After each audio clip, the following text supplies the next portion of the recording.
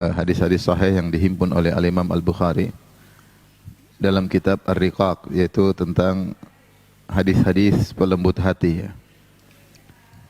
Kita masuk pada bab ke-24, Babul Bukai min Khasyatillahi Azza wa Jalla. Bab tentang menangis karena Allah Subhanahu wa taala. Bab ini menjelaskan tentang bahwasanya di antara ibadah kepada Allah adalah menangis karena takut kepada Allah Subhanahu wa taala. Sehingga seorang melatih dirinya untuk menangis karena Allah Subhanahu wa taala suatu hal yang dituntut. Karena di antara ibadah adalah menangis karena takut kepada Allah Subhanahu wa taala. Dan karena ini merupakan ibadah, maka menangis karena Allah pun hendaknya seorang ikhlas kepada Allah Subhanahu wa taala. Karena bisa jadi seorang menangis ikhlas dan bisa jadi juga karena riya. Yatasanna, membuat-buat diri, memperlihatkan bahwasanya dirinya menangis karena Allah Subhanahu wa taala, namun dia pun mencari pujian manusia dari tangisannya tersebut. Maka seorang ketika menangis karena Allah pun dia menangis ikhlas kepada Allah Subhanahu wa taala. Al-Imam Al-Bukhari membawakan dalil tentang hal ini. Beliau berkata, qala haddatsana Muhammad bin Bashar, qala haddatsana Yahya bin Ubaidillah, qala haddatsani Khubayb bin Abdurrahman an Hafs bin Asim an Abi Hurairah radhiyallahu taala anhu anin Nabi sallallahu alaihi wasallam. Dari Abu Hurairah, semoga Allah meridainya, dari Nabi sallallahu alaihi wasallam bersabda, sab'atun yudhilluhumullah fi dhillihi rajulun dzakarallaha fafadat aynah. 7 golongan yang Allah naungi pada hari kiamat kelak dalam naungannya. Maksudnya dalam sebagian riwayat fi dhilli arsyihi, yaitu di bawah naungan arsy Allah Subhanahu wa taala. Atau dalam sebuah naungan yang Allah ciptakan untuk menaungi manusia ketika itu di padang mahsyar, ketika matahari diturunkan dalam jarak 1 mil, sementara manusia dibangkitkan dalam kondisi kepanasan, kepayahan sehingga keringat bercucuran. Tidak ada tempat bagi mereka untuk duduk maupun berbaring, mereka hanya bisa berdiri menanti kedatangan Allah Subhanahu wa taala, sementara matahari begitu panas luar biasa. Ketika itu ada 7 golongan yang Allah muliakan dengan memberikan naungan Allah kepada mereka, dalam sebagian riwayat yaitu naungan arsy Allah, sehingga mereka merasa teduh di tengah seluruh manusia yang dalam kondisi kepanasan. 7 golongan tersebut sebagaimana sering kita sampaikan, orang-orang yang hebat-hebat, ya. Di antaranya yang terakhir kata Nabi sallallahu alaihi wasallam, rajulun dzakarallah, seorang yang mengingat Allah, fafadat aynah, kemudian kedua matanya mengalirkan air mata. Dalam sebagian riwayat, rajulun dzakarallaha khaliyan, seorang mengingat Allah tatkala sedang sendirian, maka dia pun menangis. Di sini ditafsirkan oleh Al-Bukhari rahimahullahu taala bahwasanya tangisannya itu karena takut kepada Allah Subhanahu wa taala. Karena takut dengan azabnya, karena takut dengan dampak maksiat yang dia lakukan, ya. Karena takut mengingat keagungan Allah Subhanahu wa taala, ya, maka dia pun menangis karena Allah Subhanahu wa taala. Di sini dalam riwayat disebut khalian, ketika dia bersendirian. Artinya dia menangis bukan di hadapan orang lain. Dia menangis bukan di hadapan orang lain, tapi dia menangis tatkala dia sendirian, menunjukkan dia menangis ikhlas karena Allah Subhanahu wa taala. Dan ini isyarat yang seperti saya katakan tadi, bahwasanya menangis karena Allah adalah ibadah. Maka seorang jika menangis karena Allah, dia berusaha ikhlas kepada Allah Subhanahu wa taala. Ini dilakukan oleh para salaf dahulu. Para salaf dahulu kalau mereka menangis, mereka berusaha ikhlas kepada Allah Subhanahu wa taala. Disebutkan salah seorang ulama ketika menyampaikan hadis Nabi sallallahu alaihi wasallam, maka dia terdominasi dengan kesedihannya, maka dia pun menangis, maka dia hentikan majelis, kemudian dia mengambil semacam tisu, semacam kain, kemudian dia mengatakan az-zukamu syadid, sungguhnya flu itu berat. Dia mengatakan flu itu berat. Dia tidak sedang flu, dia cuma mengabarkan flu itu berat supaya disangka dia sedang apa? Flu. Dalam rangka untuk menyembunyikan apa? Tangisannya. Karena dia menangis karena Allah Subhanahu wa taala, ya. Dan demikianlah, ya. Mereka mengetahui bahwasanya menangis karena Allah adalah ibadah yang agung, maka dia menangis bukan untuk riya, bukan untuk dipuji. Si fulan suka menangis, si fulan enggak, tapi karena dia memang benar-benar takut kepada Allah Subhanahu wa taala. Tidak seperti sebagian orang yang ketika dia menangis semakin dibuat-buat di hadapan orang lain.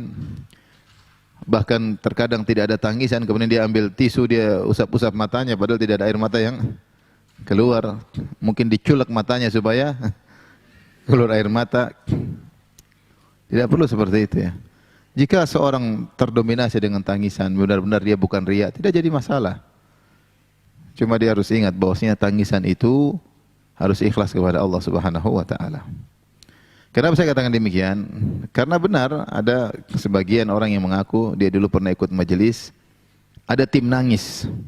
Sebelah sana ada orang, sebelah sini ada orang yang mereka buat tangisan-tangisan semoga sehingga jamaah terbawa oleh tangisan. Jadi mereka memang sengaja untuk membuat suasana supaya bisa menangis. Tangisan yang dibuat-buat, bukan tangisan karena Allah. Yang paling penting itu adalah ketika kau sedang bersendirian, kau menangis karena Allah Subhanahu wa taala. Ya, kalau kita di hadapan banyak orang kemudian kita menangis karena tidak bisa menahan diri, tidak jadi masalah. Yang penting menangis ikhlas karena Allah Subhanahu wa taala. Dalam riwayat yang lain, Rasulullah SAW bersabda,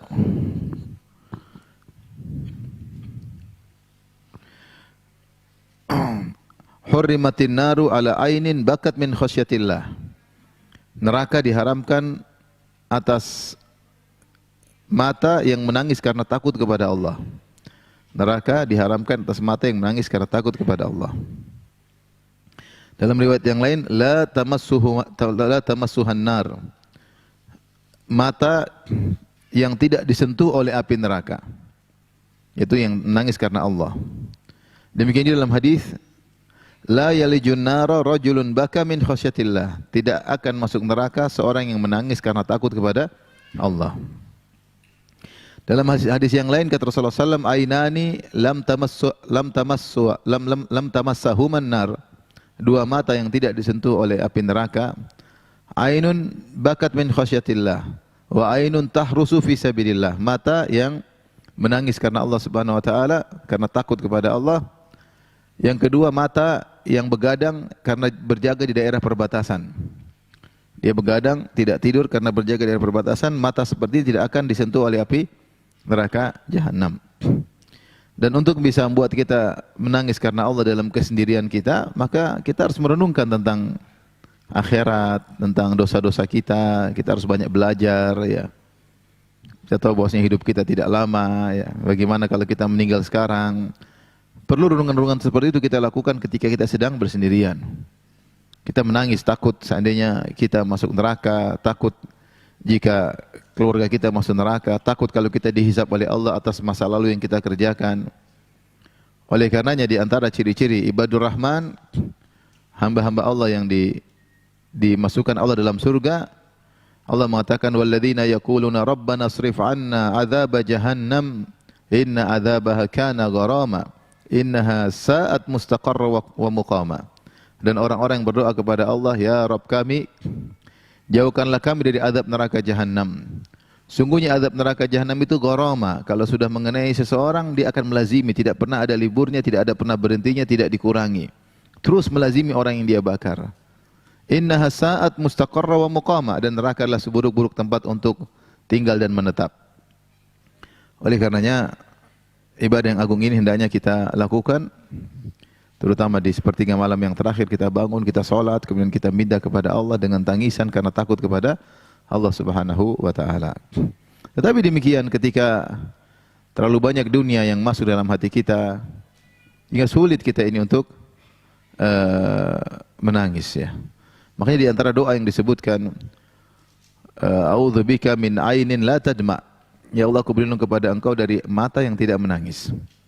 Aku berlindung kepada Engkau dari mata yang tidak bisa menangis, ya. Karena terlalu banyak dunia yang masuk dalam diri kita, kemudian terlalu panjang angan-angan kita sehingga ya kita tidak sempat menangis karena takut kepada Allah Subhanahu wa taala.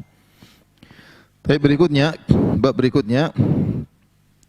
ke-25, babul khaufi minallah. Bab tentang takut dari Allah Subhanahu wa taala. Bab ini juga menjelaskan tentang di antara ibadah yang agung adalah takut kepada Allah Subhanahu wa taala. Bahkan Allah menyebutkan di antara sebab masuk surga dalam ayat dan juga nanti dalam hadis kita sebutkan karena rasa takut kepada Allah Subhanahu wa taala. Allah mengatakan tentang para penghuni surga, kata Allah, fa aqbala ba'dhum ala ba'dhi yatasaalun dalam surat At-Tur. Maka penghuni surga di surga kelak mereka saling berhadap-hadapan, saling bertanya. Qalu inna kunna qablu fi ahlina musyfiqin. Kami dahulu ketika di dunia di tengah-tengah keluarga kami takut kepada Allah Subhanahu wa taala. Famannallahu alaina wa waqana adzabas samum. Maka Allah beri anugerah kepada kami sehingga kami dijauhkan, diselamatkan dari neraka jahanam. Di sini mereka saling mengingat bahwasanya di antara sebab mereka diselamatkan dari neraka jahanam adalah inna kunna qablu fi ahlina musyfiqin. Kami dahulu ketika di tengah keluarga, di tengah anak istri, kami takut kepada Allah Subhanahu wa taala. Jadi rasa takut yang mereka miliki ini bukan cuma ketika mereka sedang ibadah, tapi ketika mereka di tengah-tengah keluarga, di tengah anak-anak, di tengah istri, di tengah suami, mereka takut kepada Allah Subhanahu wa taala. Sehingga mereka bermuamalah dengan anak istri dibangun di atas takut kepada Allah Subhanahu wa taala. Jangan sampai salah dalam bermuamalah.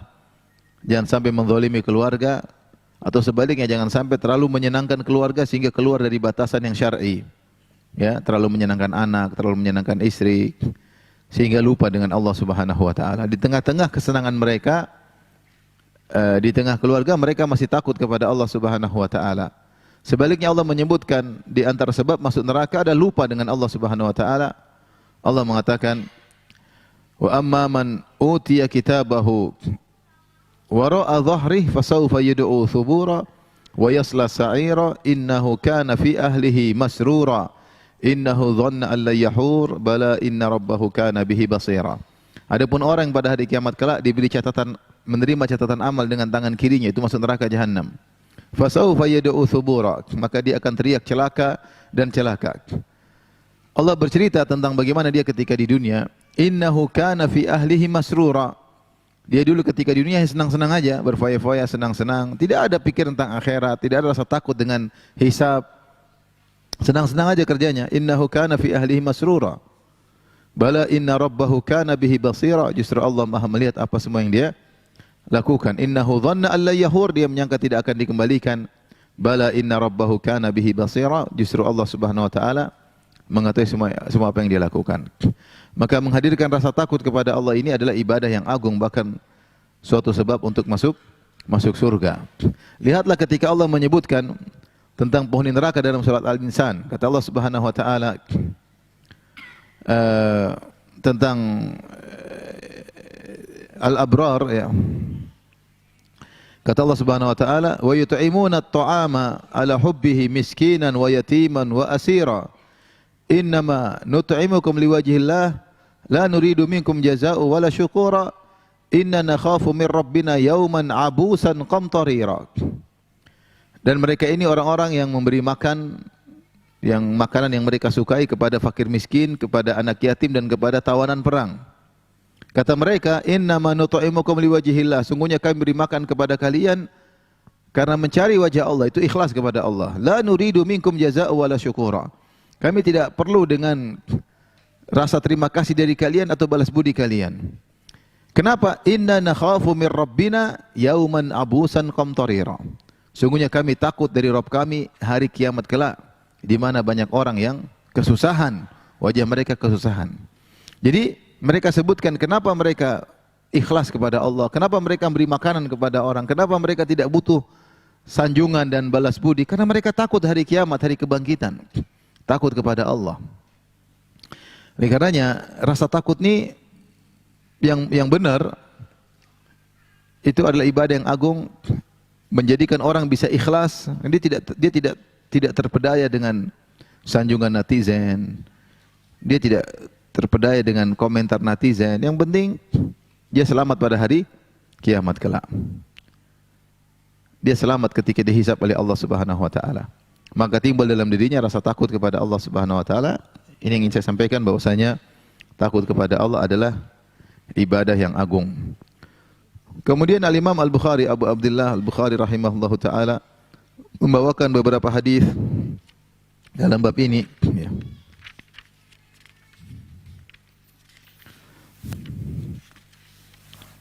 Hadis yang pertama dalam bab ini, di mana Al-Imam Al-Bukhari berkata, qala haddatsana Utsman bin Abi Syaibah qala haddatsana Jarir an Mansur an Rib'i an Hudzaifah an Nabi sallallahu alaihi wasallam qala, dari Hudzaifah radhiyallahu anhu, beliau berkata, kana rajulun mimman kana qablakum, dahulu ada salah seorang lelaki dari orang-orang sebelum kalian, maksudnya dari Bani Israel. Yusi'udz dhanna bi amalihi, dia berburuk sangka karena amal perbuatannya, berburuk sangka kepada Allah atau berburuk sangka kepada dirinya karena maksiat yang dia lakukan. Qala li ahlihi, faqala li ahli, maka dia berwasiat atau dia berkata kepada keluarganya,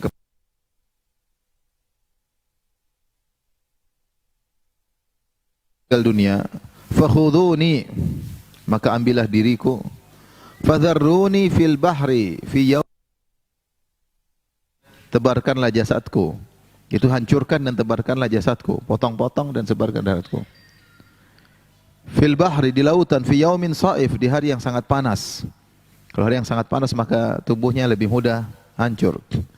Fa fa'alu bihi, maka mereka pun melakukan wasiat orang ini. Ketika dia meninggal maka dicincang-cincang, dihancurin, kemudian ditebarkan di lautan di hari yang sangat panas. Apa yang terjadi? Fajama'ahullahu, maka Allah kumpulkan dia kembali, hiduplah dia kembali, padahal sudah ditebarin. Tsumma qala kepadanya, ma hamalaka 'ala alladhi sana'ta, buat engkau melakukan apa yang kau lakukan, yaitu agar dicincang, agar dihancurin, ditebarin di lautan di hari yang sangat panas. Qala ma hamalani alaihi illa makhafatuka, tidak ada yang buat aku termotivasi untuk melakukan demikian ya Allah kecuali karena takut kepadamu. Tidak ada sebab lain kecuali takut dengan azab Allah Subhanahu wa taala, karena dia banyak maksiat. Faghafara lahu, maka Allah pun ampuni dia. Allah pun ampuni dia. Dalam hadis yang sama dari riwayat yang lain, kalau tadi dari Hudzaifah, sekarang dari Abu Sa'id Al-Khudri. Al-Imam Al-Bukhari berkata, qala haddatsana Muhammad, qala haddatsana Musa, qala haddatsana Mu'tamir, qala sami'tu abi, qala haddatsana Qatadah an Uqbah bin Abdul Ghafir an Abi Sa'id Al-Khudri radhiyallahu taala anhu, dari sahabat Abu Sa'id Al-Khudri radhiyallahu anhu, anin Nabi sallallahu alaihi wasallam, dari Nabi sallallahu alaihi wasallam, dzakara rajulan fi man kana aslafa aw qablakum. Rasulullah SAW menyebutkan kisah tentang orang lelaki dari umat sebelum kalian. Ini dari Bani Israel. Atahu Allahu ma, Allah berikan kepada dia, yakni a'tahu, berikan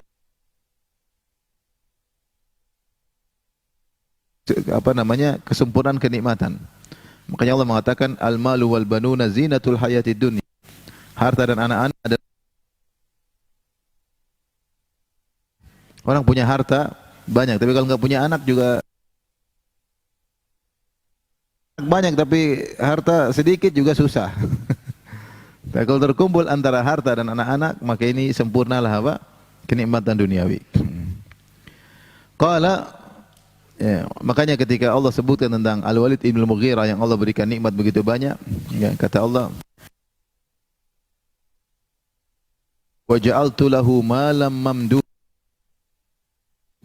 wa mahattu lahu, Walid kain kafan tapi dia nafkahi anak apa? Istri. Dia tidak ingin anak-anaknya nakal seperti dia. Banyak orang seperti itu, karena sayang sama anak istri, biar saja sayang nakal, anak istri jangan. Orang ini dia curi kain kafan tapi dia baik sama anak-anaknya. Dan subhanallah banyak orang seperti itu ya. Dia pikir biarlah saya yang masuk neraka, anak jangan. Maka dia mengatakan, "Fanzuru wahai anak-anakku, lihatlah. Idza muttu fahriquni, kalau saya meninggal, bakarlah jasadku. Hatta idza sirtu fahman." Kemudian kalau aku sudah menjadi arang hangus, dagingku sudah benar-benar hangus, jadi hitam semua, fashaquni au qala fashaquni, maka tumbuklah aku. Dalam riwayat fathanuni, tumbuk aku. Dia apa? Dihancurin. Sehingga daging yang sudah kering tadi karena terbakar dihancurin jadi debu. Thumma idza kana rihun asifun fadhruni atau fa'adhruni fiha. Kemudian kalau sudah tiba, kumpulkan debuku, tunggu sampai jika datang angin yang sangat kencang, maka tebarlah debuku tersebut. Ini masih disuruh apa? Di kramasi ya kalau bahasa apa? Apa? Hah? Kremasi. Bukan keramas ya. Dikremasi. Kramasi rambut ya. Istilahnya. Kalau di apa namanya? Kawan-kawan kita di negeri luar sana, kalau mau meninggal harus ada uang yang banyak ya, seperti di Australia sehingga sampai $7.000 ya. $7.000 karena untuk beli tanah mahal. Kalau murah $2.000 dikremasi. Masukin cerit $2.000. Kalau mau dikubur harus apa namanya, kumpul uang, tabung $. Sebagian mereka ada yang nggak punya uang, mati aja. Yang ngurus yang hidup, ngapain pusing? Jadi ada teman yang mati nggak punya uang, nanti yang hidup yang urunan. Dia mungkin nggak sempat urunan, tahu-tahu meninggal dunia. Tapi kremasi yang paling murah kalau di luar negeri sana ya. Intinya, akhirnya dia pun meninggal dunia. Fa akhadha mawathiqahum ala dzalika. Ya, wa rabbi ya. Maka dia mengambil, demi Allah dia pun mengambil janji anak-anak mereka, anak-anaknya untuk melakukan hal tersebut. Wa rabbi fafa'alu, Allah mereka pun melakukannya. Karena wasiat orang tua. Maka dibakarlah bapaknya, kemudian jadi debu, ditunggu angin kencang, kemudian ditebarkan. Dalam sebagian riwayat fil yammi. Jadi ditebarkan dua tempat. Di angin ditebarkan, di laut ditebarin. Di angin ditebarin, kalau angin sudah kemana-mana kan, bisa jadi berkilo-kilo untuk tubuhnya. Di lautan pun demikian, ditebar, jatuh ke sana, jatuh ke sini. Pokoknya tebarin laut dan di udara.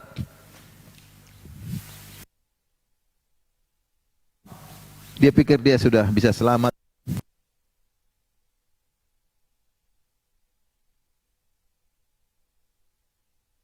Hidup lagi.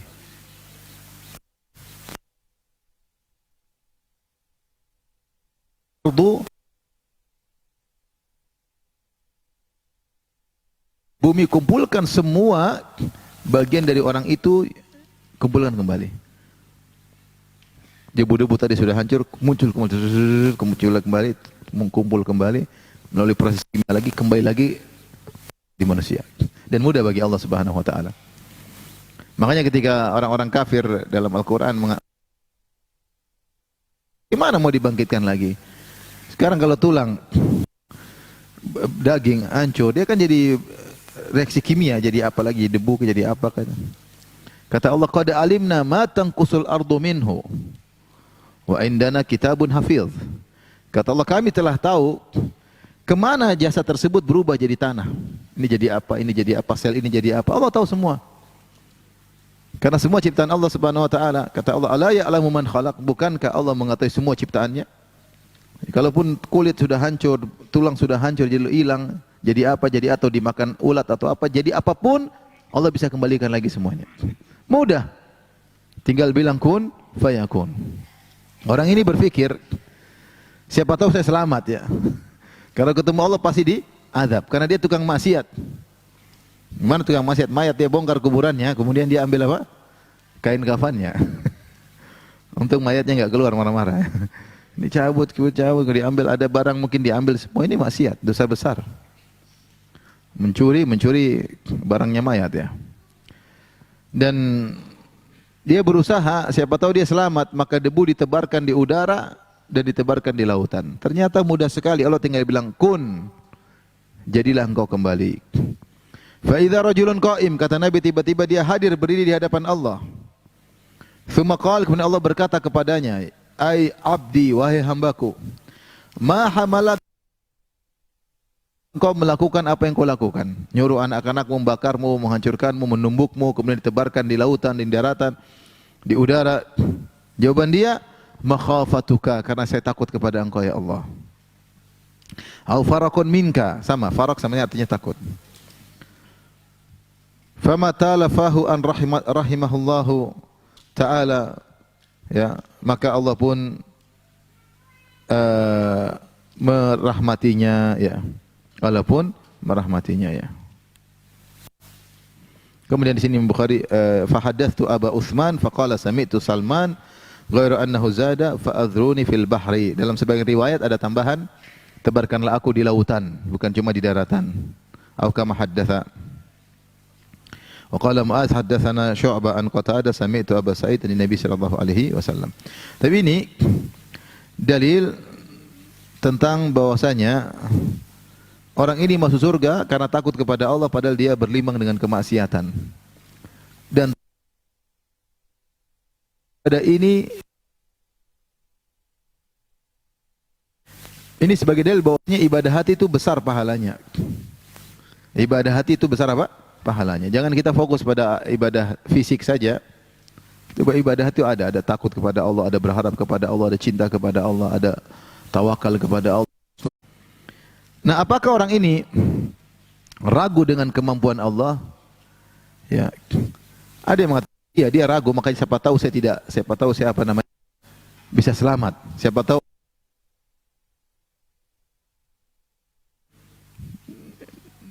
tentu ragu dengan kemampuan Allah ini adalah kekufuran, namun dia mungkin karena kejahilan dia diberi uzur oleh Allah Subhanahu wa taala. Ini di antara dalil disebutkan oleh para ulama tentang uzur bil jahl, bahwasanya seorang bisa jadi melakukan kekufuran atau kesyirikan namun karena tidak tahu. Namun karena tidak tahu sehingga diberi uzur oleh Allah. Seperti orang ini. Orang ini dia tidak yakin. Siapa tahu dia bisa selamat, maksudnya. Siapa tahu dia bisa selamat. Sehingga dia berwasiat ya. Jadi ada sedikit keraguan. Ini pendapat pertama di kalangan para ulama. Dia ada keraguan tentang kemaha kudrahnya Allah.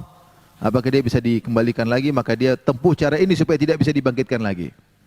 Namun ketidaktahuannya atau keraguannya dia diampuni oleh Allah karena kejahilannya. Ini ada uzur bil jahal. Pendapat kedua ada yang mengatakan, enggak, dia tahu Allah bisa bangkitkan dia. Tapi inilah yang bisa dia lakukan. Ibarat seorang kalau sudah dikejar singa, dia enggak pasrah, dia lari. Tapi dia lari aja. Dia tahu bangkitkan saya, tapi saya usaha maksa supaya bagaimanapun Allah akan bangkitkan saya. Akhirnya dididik oleh Allah karena ibu-ibu telah menungkan diri kita, nasib kita, amal apa yang sudah kita lakukan, ditinjau dengan umur kita yang semakin tua, ya. Ya. Sibuk kita sibuk dunia atau sibuk akhirat? Ya. Kalau sibuk kita masih dunia, orientasi masih dunia, masih yang diperbincangkan hanya dunia melulu, maka sayangilah diri kita.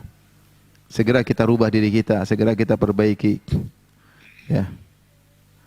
Ada ibu-ibu umur sudah 60, sudah mau 70, masih aja dunia dibicarain. Masih dunia melulu dibicarain, ya. Ke mall mana, ke mall ini, jalan-jalan kemana, jalan ke sini. Nenek-nenek, itu namanya ibu-ibu tidak tahu diri, ya. Kalau sudah umur 60 lebih itu omongannya kita beli kain kafan di mana gitu. Namanya masih Ini merek apa, ini merek apa, jangan sana, mall sini, sampai kapan mau begitu? Ya. Tidak ada takut, maksudnya bukan tidak ada takut, kurang takut kepada Allah. Kalau kita dimatikan sama Allah sekarang, siapkah kita dihisap? Kita belum tentu siap. Sudah umur 60-an masih ngomel sama suami. Kapan sadar ya? Kalau masih umur 25, masih cantik, ngomel bolehlah. Ini sudah 60, sudah mau ompong, gigi palsu masih ngomel belum? Hati-hati jangan ngomel, gigi palsunya jatuh nanti. Oleh karenanya kita perbaiki diri kita, siapapun di antara kita. Kematian datang kapan saja. Tapi kalau sudah berusia tua itu semakin dekat. Semakin apa? Dekat. Nah, semua akan kita miliki tidak akan kita bawa dalam kuburan ya. Yang kita bawa cuma amal soleh. Di antaranya rasa takut kepada Allah Subhanahu wa taala. Maka menurut saya ibu-ibu yang sudah mungkin 50 tahun ke atas sudah kurang kerjaan mungkin ya. Ya di antara sisihkan waktu, mungkin kesibukan kurang, anak-anak sudah besar, sudah kerja, sisihkan waktu untuk bangun di malam hari, kemudian sholat baca Quran tengah malam hari. Tinggalkan berita-berita dunia yang terlalu banyak ya. Berita isu ini, isu anu, gibah ini, gibah sana, berita apa.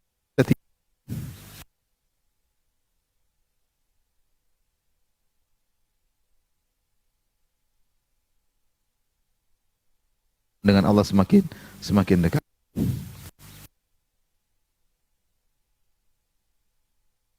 Taib Al-Hafidh Ibn sebutkan dalil-dalil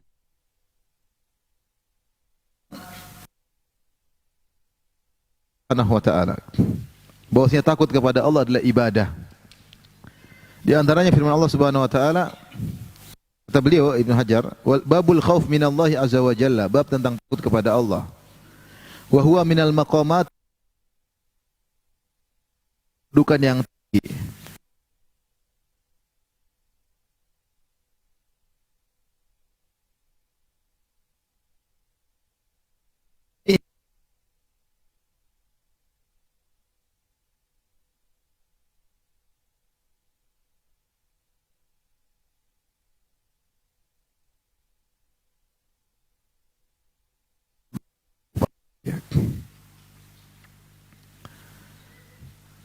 Subhanallah ya.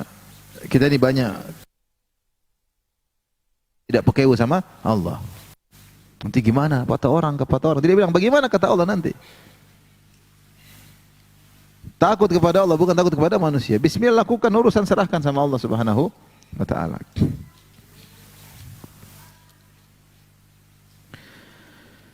Demikian Allah berfirman, "Fala takhshawun nasa wakhshawni." Jangan takutlah kepada manusia tapi takutlah kepadaku. Allah juga berfirman, "Innama yakhshallaha min ibadihil ulama." Yang takut kepada Allah para ulama. Ini dalil bahwasanya rasa takut, rasa khasyah diraih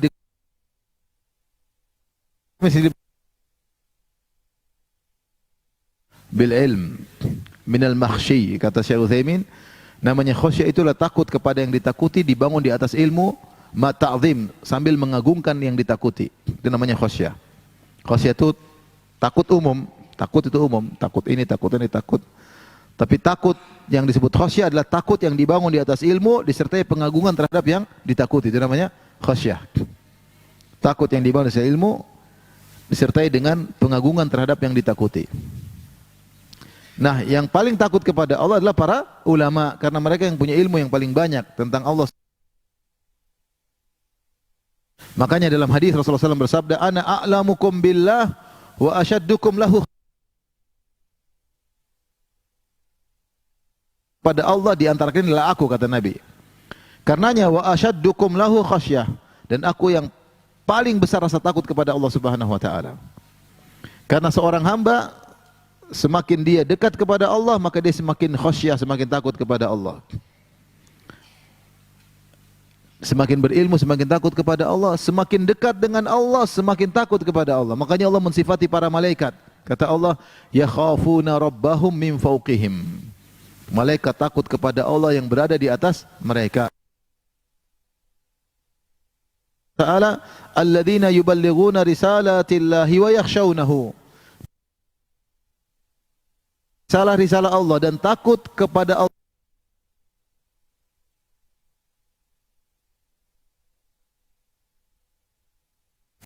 Maka jika ada rasa takut kita kepada Allah, maka tanda kebaikan.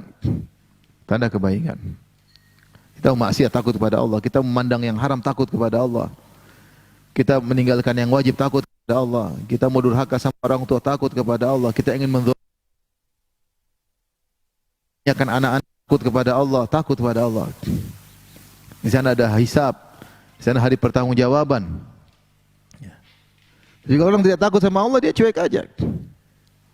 Cuek aja. Subhanallah. Jadi ada kawan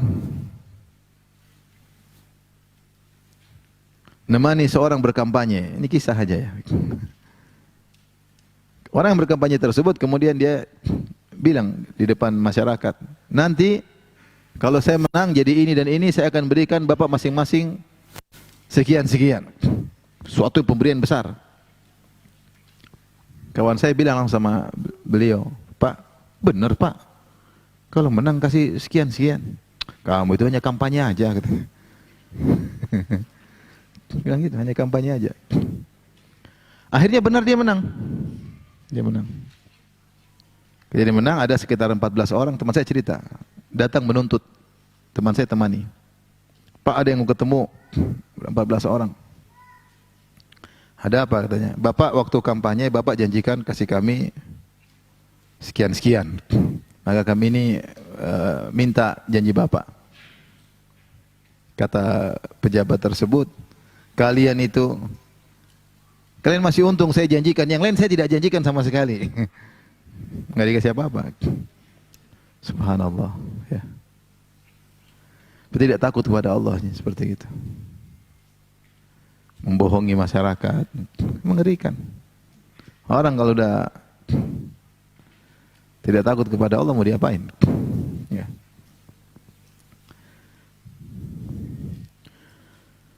Tapi kalau takut kepada Allah, takut bermaksiat. Takut bermaksiat pada Allah. Ya.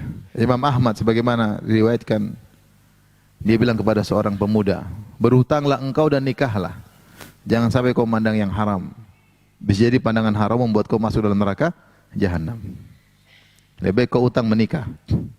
Ya. Satu pandangan bisa salah-salah bisa membuat orang terjerumus dalam neraka jahanam. Ya. Oleh karenanya, ikhwan dan akhwat yang dirahmati Allah Subhanahu wa taala, dan ibu yang dirahmati Allah Subhanahu wa taala, hadirkan dalam diri kita rasa takut kepada Allah Subhanahu wa taala. Sehingga ketika jiwa kita tergoda untuk maksiat, kita kalahkan. Hati-hati kalau kau meninggal sekarang, kalau kau dihisab oleh Allah. Ya. Dan ini ibadah yang agung. Dalam satu hadis, sebagaimana hadis yang masyhur tentang 7 golongan yang Allah naungi pada hari kiamat kelak, di antaranya orang kelima, kata Rasulullah SAW, rajulun da'atum ra'atun dhatu mansibin wa jamalin faqala inni akhafullah. Seorang pemuda, lelaki yang dirayu oleh seorang wanita yang cantik dan punya kedudukan, cantik dan kaya raya, untuk berzina. Kemudian dia berkata, inni akhafullah, aku takut kepada Allah, aku takut kepada Allah. Subhanallah. Yang rayu wanita cantik dan kaya raya. Siapa di antara bapak-bapak pernah mengalami ini? Saya rasa enggak ada. Mungkin yang rayu jelek. Mungkin cantik tapi miskin. Tapi yang merayu cantik kaya raya, yang merayu mungkin tidak ada. Ya, karena wajah bapak-bapak pas-pasan, pas ganteng, alhamdulillah. Maksud saya, ini luar biasa ujian paling berat bagi seorang laki, ujian wanita. Ini cantik kaya raya, dia yang merayu. Tapi dia ingat sama Allah, mengatakan, ini akhafullah, aku takut pada Allah. Kalau dia WA dia balas, ini akhafullah. Kemudian dia blokir. Bukan disimpan fotonya, di murajaahin ya. Subhanallah. Seperti juga kisah seorang lelaki dalam hadis yang lain tentang 3 orang Bani Israel yang masuk dalam goa, kemudian tiba-tiba batu jatuh menutup pintu goa. Akhirnya mereka berdoa kepada Allah agar pintu goa bisa tergeser. Di antara 3 orang tersebut, ada satu yang berdoa kepada Allah. Dia mengatakan, ya Allah, sungguhnya ada sepupuku, dia adalah wanita yang paling aku cintai. Aku selalu merayunya. Asyadda ma yuhibbur rijal an-nisa. Kalau ada lelaki paling cinta sama perempuan membawa kepayang di atas muka bumi, itulah saya kepada dia. Jadi saya sudah berusaha merayu, dia tidak pernah mau. Saya kejar-kejar dia tersebut karena cinta luar biasa. Ini cinta sudah merasuk ke dalam tubuh, orang semua lupa ingatan, sudah pokoknya penting dapat dia. Tiba-tiba dia dalam kesulitan. Mungkin terlilit utang, mungkin kelaparan, dia butuh uang. Maka dia datang kepada aku minta uang. Saya bilang saya kasih dengan syarat kau serahkan dirimu. Lu dikejar-kejar lama. Wanita yang sangat dia cintai tersebut ternyata mengiyakan. Sehingga saya kumpulkan uang bagi dia yang banyak. Kalau nggak salah 1 kilogram emas atau 1 kilo atau apa namanya mi'at dinar atau banyak pokoknya dikumpulkan ya emas yang banyak. Atau mi'at isrin dinar, saya lupa, pokoknya 1 dinar 4/4 gram. Kalau 100 dinar aja sudah 425 gram emas, itu uang yang sangat banyak. Setelah saya kasih kepada dia dan dia menurut sama janjinya, dia pasrah ketika saya sudah duduk di antara 4 cabang tubuhnya, sudah di antara 2 pahanya, ingin saya lakukan apa yang saya lakukan, tiba-tiba dia berkata, "Ya Abdullah, ittaqillah, wala tafuddal khatam ila bihaqqih." Wahai hamba Allah, takutlah kepada Allah. Jangan kau melakukan demikian kecuali dengan haknya. Maka saya pun meninggalkan dia dan saya meninggalkan emas tersebut, kemudian saya pergi. Ya Allah, jika aku melakukannya karena takut kepadamu ya Allah, karena engkau ya Allah, bukalah pintu goa. Kemudian pintu goa pun terbuka. Sebagian ulama mengatakan di antara 3 ujian tersebut yang dialami oleh 3 orang masuk dalam goa, ini yang paling berat. Ini yang paling berat. Bayangkan ini perempuan, bukan perempuan kenal di jalan, ini dikejar-kejar, sudah diintai bertahun-tahun. Dia bilang tidak ada laki-laki paling cinta sama perempuan di dunia ini seperti saya sama dia. Sekarang dia sudah pasrah, tinggal saya melakukan apa yang saya lakukan. Tiba-tiba satu kalimat membuat dia bergetar. Ittaqillah, bertakwalah kepada Allah. Nah, ini saya tinggalkan. Takut kepada Allah itu ibadah yang luar biasa ya. Ketika dia takut kepada Allah, maka dia mudah meninggalkan ini semua ya.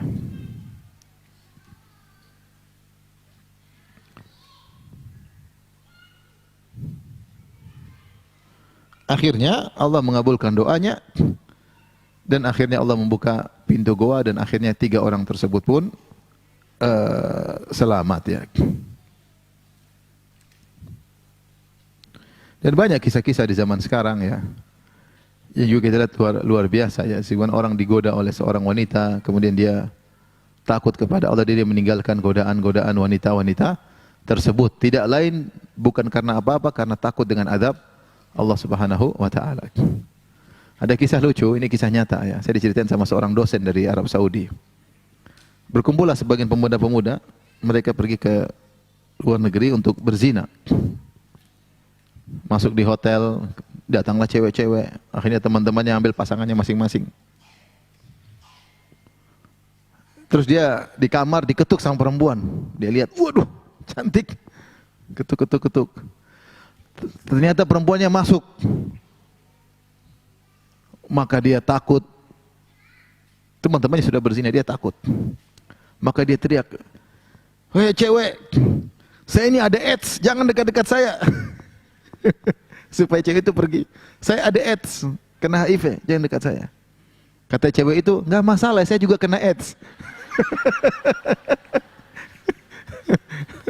Akhirnya dia bilang teman-temannya, "Kalian hati-hati, semua udah kena AIDS itu." Takut pada Allah Subhanahu wa taala. Kisah juga menarik seorang syekh. Ini kisah nyata juga ya. Saya diceritain juga oleh syekh yang lain. Suatu hari dia pergi ke luar negeri, kemudian dia tidur di hotel, kemudian diketuk. Kadang-kadang malam-malam ada yang menggoda, ketuk. Dia buka pintu, ternyata perempuan sangat cantik, jelita yang bidadari dunia lah. Dengan pakaian yang menggoda, dengan apalagi sudah lama pisah dari istri. Maka dia takut, dia tutup pintu. Tapi sudah terlihat wanita tersebut di depan dia tergoda, dia segera tutup pintu, keluar, dia kunci. Itu perempuan ketuk terus setiap saat. "Halo." "Assalamualaikum." Maka kata syekh tersebut, "Saya pun sujud kepada Allah. Saya tidak angkat kepalaku, ya Allah, jauhkanlah aku dari godaan, ya Allah, jauhkanlah aku dari godaan." Terus dia sujud sampai ketukan itu hilang. takut kepada Allah Subhanahu wa taala. Kalau dia lakukan enggak ada yang tahu. Subhanallah, dia pulang ke Jeddah, baru turun dari pesawat, ada telepon masuk. Syekh Fulan, iya. Syekh, saya punya putri ingin engkau nikahi. Dia lihat akhirnya dinikah dengan perempuan tersebut. Dia tinggalkan itu, Allah ganti dengan yang lebih cantik dan halal. Tapi antum kan enggak pernah gitu kan? Turun pesawat ditelepon istri, kemana aja katanya Pak ya. Jadi subhanallah, ujian ya, kalau takut kepada Allah mudah untuk kita meninggalkan apa? Maksiat. Tapi kenapa kita tidak meninggalkan maksiat atau kita berputar seputar kemaksiatan? Karena rasa takut kita kurang kepada Allah. Kita pede, karena kalau kita meninggal insya Allah saya bisa jawab semua pertanyaan apa? Allah Subhanahu wa taala. Baik. Kita lanjutkan.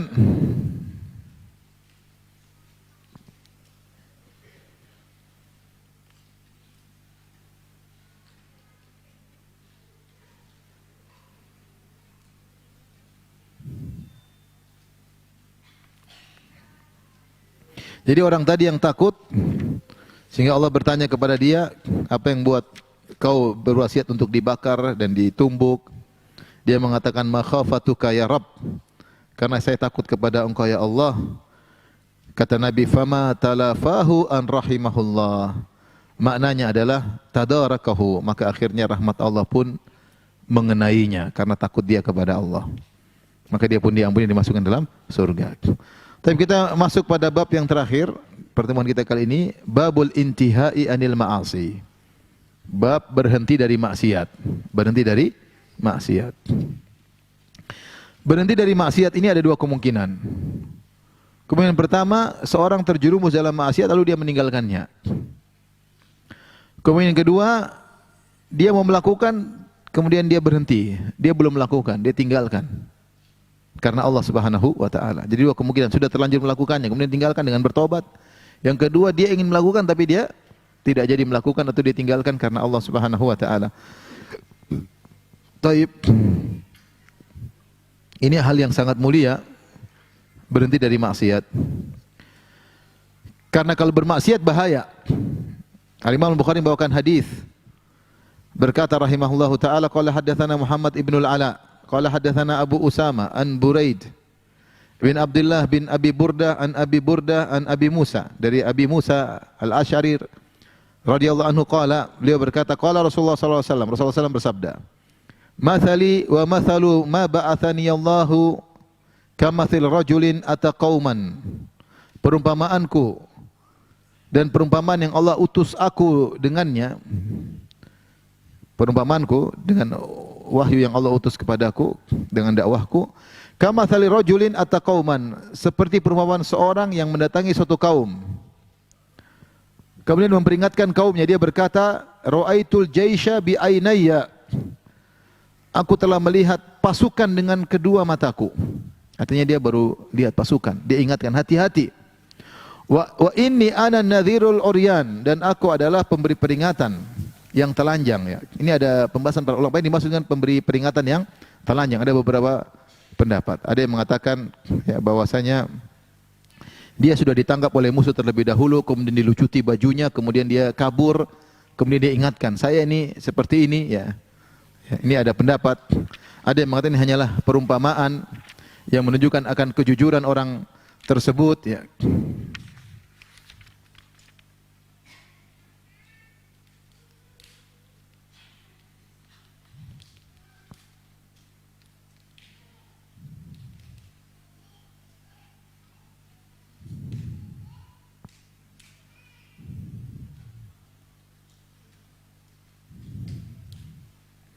Ada yang mengatakan bahwasanya ini gambaran sebagai orang yang yang jujur, karena bukan kebiasaan dia kemudian dalam kondisi telanjang, menunjukkan dia tidak pernah bohong. Intinya, saya adalah pemberi peringatan yang tulus kepada kaumku. Maka aku berkata, fan naja. Orang tersebut mengatakan, selamatkan diri kalian, selamatkan diri kalian. Fa ata'atu ta'ifatun, maka sekelompok orang dari kaum tersebut taat kepadanya. fa'adlaju ala mahlihim fanajau. Maka mereka pun segera pergi. Di malam hari mereka langsung pergi dengan pelan-pelan sehingga mereka selamat.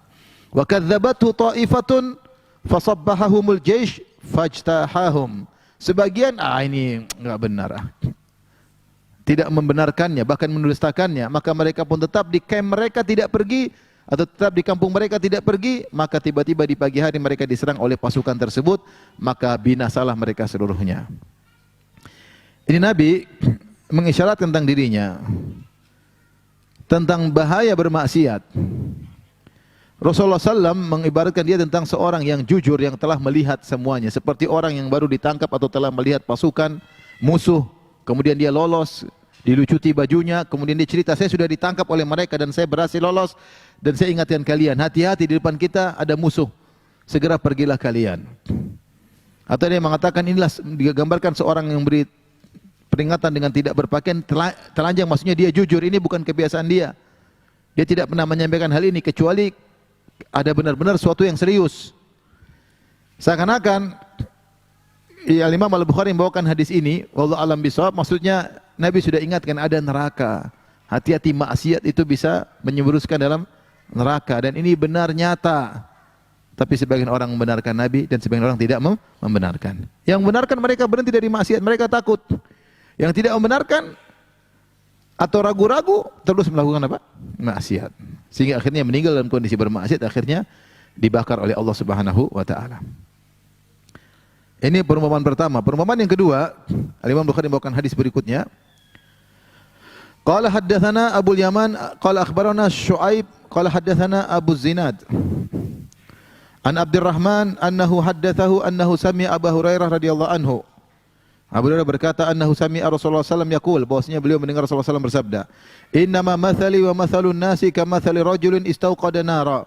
Sungguhnya perumpamaanku dan perumpamaan manusia seperti seorang yang sedang menyalakan api. Falamma adha'at ma haulahu, tatkala api tersebut mulai menyala sekitarnya, ya, memberi terang di sekitar api tersebut, ja'alal farashu wa hadhihi ad-dawabu allati taqa'u fin nar yaqa'na fiha. Maka datanglah farash, itu semacam binatang-binatang kecil seperti laron-laron, datang ke api tersebut, kemudian jatuh ke dalam api tersebut. Jatuh ke dalam api tersebut karena mungkin menarik, dia datang ternyata membahayakan. Faja'ala yanzi'uhunna wa yaglibnahu, maka orang ini berusaha mengusir, tapi dia tidak berkuasa. Ternyata mereka sangat cepat datang sehingga akhirnya dia terdominasi. Kini mereka pun yaktahimna, laron-laron tersebut segera cepat masuk ke dalam api tersebut. Fa ana akhudhu bihujazikum anin nar. Ingatlah wahai para sahabatku, aku pegang pinggang kalian supaya tidak masuk neraka, wahai manusia sekalian. Saya pegang, ya. Wa antum taktahimuna fiha, namun kalian tetap ngayal, kalian berusaha lepas dariku dan ingin masuk dalam neraka jahanam. Ini gambaran dari Nabi SAW, artinya Rasulullah SAW menyampaikan, saya ini sudah berusaha semaksimal mungkin. Dan Allah telah sifati Nabi SAW dalam ayatnya, laqad ja'akum rasulun min anfusikum azizun alaihi ma anittum harisun alaikum bil mu'minina raufur rahim. Telah datang kepada kalian seorang rasul dari diri kalian. Azizun alaihi ma anittum, dia merasa berat atas apa yang berat menimpa kalian. Harisun alaikum, sangat semangat agar kalian masuk surga dan selamat dari neraka. Bil mu'minina raufur rahim, sangat sayang kepada kaum mukminin. Rasulullah sudah sampaikan dengan detail, dengan gamblang, dengan berbagai macam perumpamaan, dengan ribuan hadis, bacakan ayat-ayat. Rasulullah sudah berjuang, tapi yang maksiat tetap aja maksiat. Rasulullah sudah menggambarkan, dia sudah pegang pinggang kalian, tapi kalian ucul, lepas. Bahkan kalian masuk neraka tanpa pikir-pikir. Iktiham itu masuk sesuatu, masuk tanpa pikir panjang. Kenapa kalian terpedaya sebagaimana laron terpedaya dengan cahaya yang indah, ternyata itu mematikan dia. Dan demikianlah sebagian orang terpedaya dengan berbagai maksiat. Popularitas, indahnya kemaksiatan, fly, jabatan, dan macam-macam yang membuat dia lupa diri. Dan dia masuk dengan penuh semangat, akhirnya masuk neraka jahanam. Artinya Rasulullah SAW sudah berusaha, ya, menghalangi kita untuk tidak melakukan maksiat. Namun demikianlah jiwa manusia begitu kuat tertarik dengan kemaksiatan sehingga akhirnya terjerumus dalam api neraka. Ini menunjukkan tentang hendaknya seorang berhenti dari maksiat jika tidak berbahaya. Gara-gara satu maksiat dia bisa masuk dalam neraka jahanam. Jangan menggampangkan maksiat. Dan ini juga isyarat bahwasanya maksiat itu menutup mata, membuat orang nekat. Dia tidak pikir panjang, pokoknya lezat masuk. Dia tidak pikir panjang. Tapi hadis yang terakhir yang kita bahas pada pertemuan kali ini, hadis yang ketiga dalam bab ini, Imam Bukhari berkata, qala hadatsana Abu Nuaim qala hadatsana Zakaria an Amir qala sami'tu Abdullah bin Amr yaqul. Qala Nabi sallallahu alaihi wasallam, Nabi sallallahu alaihi wasallam bersabda, al-muslimu man salimal muslimuna min lisani wa yadihi. Seorang muslim sejati adalah seorang muslim yang kaum muslimin lainnya selamat dari gangguan lisannya dan gangguan tangannya. Wal muhajir man hajara ma nahallahu anhu, dan orang yang berhijrah yang sesungguhnya adalah yang meninggalkan apa yang Allah larang. Dan kita tahu bahwasanya hijrah ada dua, ada hijrah secara konkret yaitu meninggalkan lokasi menuju lokasi berikutnya. Lokasi dari negeri yang tidak bisa beribadah ke negeri yang bisa beribadah. Seperti hijrahnya para sahabat dari Mekah ke negeri Habasyah. Mekah ketika itu negeri dikuasai oleh orang kafir. Habasyah juga negeri Nasara, tapi ternyata di Habasyah mereka bisa beribadah. Karena waktu itu belum ada alternatif lain. Sehingga mereka berhijrah sampai 2 kali ke negeri Habasyah. Kemudian ada alternatif yang lain tuh Madinah, negeri kaum muslimin. Maka hijrah lagi dari Mekah menuju ke kota Madinah. Jadi tempat di mana mereka tidak bisa beribadah menuju ke tempat di mana mereka mudah untuk beribadah. Namanya hijrah. Hijrah. Jangan sebaliknya, berhijrah dari tempat yang mudah beribadah ke tempat yang tidak bisa beribadah gara-gara cari duit. Saya pernah ngisi di online di sebagian negeri non-muslim. Ada yang tanya, Ustadz, gimana saya Ustadz? Saya kerja di suatu pekerjaan, saya dilarang untuk salat Jumat. Saya bilang berhentilah. Tinggalkan pekerjaan tersebut, cari pekerjaan lain. Kalau tidak bisa ibadah, tinggalkan negeri tersebut. Ini orang-orang berhijrah dari negeri yang susah untuk beribadah menuju negeri bisa beribadah, malah kebalik. Berhijrah ke negeri yang tidak bisa beribadah. Hijrah masuk neraka namanya begini. Kebalik. Semua karena dunia. Tapi kalau bisa beribadah oke lah. Kalau nggak bisa jangan. Ya. Itu hijrah yang konkret. Hijrah yang abstrak atau maknawi adalah meninggalkan maksiat. Al-muhajir man hajara ma nahallahu an. Orang berhijrah yang sungguhnya adalah orang yang meninggalkan apa yang Allah larang. Dulu dia lakukan maksiat, dia tinggalkan. Dulu dia mungkin gemar minum khamar, dia tinggalkan. Dulu dia mungkin gemar ke diskotik, dia tinggalkan. Mungkin dia dulu riba, dia tinggalkan. Mungkin dia gemar berzina, dia tinggalkan. Dia dulu sufi, suka nonton film, dia tinggalkan. Karena Allah Subhanahu wa taala. Dan yakinlah siapa yang meninggalkan suatu kelezatan karena Allah, dia akan dipertemukan dengan kelezatan yang lebih indah daripada itu. Dan kelezatan maksiat semua tidak mendatangkan kebahagiaan, hanya merusak hati. Orang kalau nonton di bioskop, nonton film dengan situ perempuan, ada gambar perempuan, laki-laki, musik-musik lengkap semua maksiat dalam film itu. Dia ada kesenangan, tapi keluar lihat, tanya sama hatinya, hatinya pasti kering. Hatinya pasti kering. Beda dia habis sholat malam, capek-capek ngantuk sholat malam, bahagia dia dapatkan. Bahkan dalam sholat malam tersebut dia menangis, habis nangis dia malah bahagia. Allah kasih apa? Kebahagiaan. Maka ikhwan, berjuang. Kebiasaan kita yang buruk, masing-masing kita punya kebiasaan buruk. Hanya Allah yang tahu. Tinggalkan kebiasaan tersebut. Dan itulah berhijrah yang sesungguhnya. Berjanji kepada Allah, ya Allah kuatkan diriku untuk meninggalkan maksiat yang merupakan kebiasaanku ini. Sampai kapan harus begini? Malu bertemu dengan Allah. Kita meninggal kemudian catatan isinya maksiat tersebut. Kecanduan bertahun-tahun. Tapi demikian saja yang saya sampaikan, insyaallah kita lanjutkan pada bulan depan insyaallah taala dalam bab yang baru. Wallahu taala alam bisawab. Kalau ada yang bertanya saya persilahkan.